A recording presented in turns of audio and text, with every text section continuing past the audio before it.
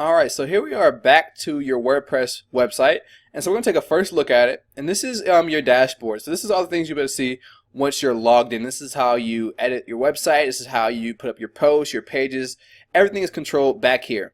The way to get to this, to log in, is going to be your domain name and then /wp-admin, and then you'll put in your login details. So just going to do a quick tour of this and take you through some of the tabs and show you what the website looks like.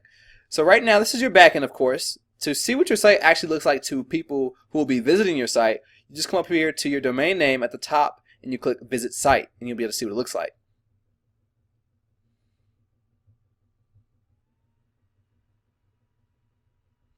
So right now, this is what the site looks like. This is like the pre-installed content. This is like the default setting.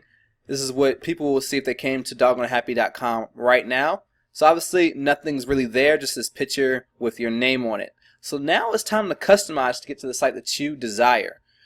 So we're going to do a little bit more of a walkthrough, and then we're going to go through and actually build a site, build multiple sites together so you can learn the process. So in the next video, we're actually just going to clear out some of the pre-installed content, but I just wanted to show you what the back end looks like. And to change your password or anything like that, you're going to come over here to here, your top where you see your name, and then click Edit Profile.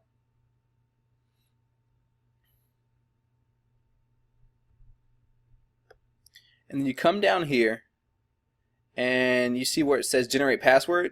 You just click that, and then you'll click whatever is in there off, and then type in the password that you now want to have.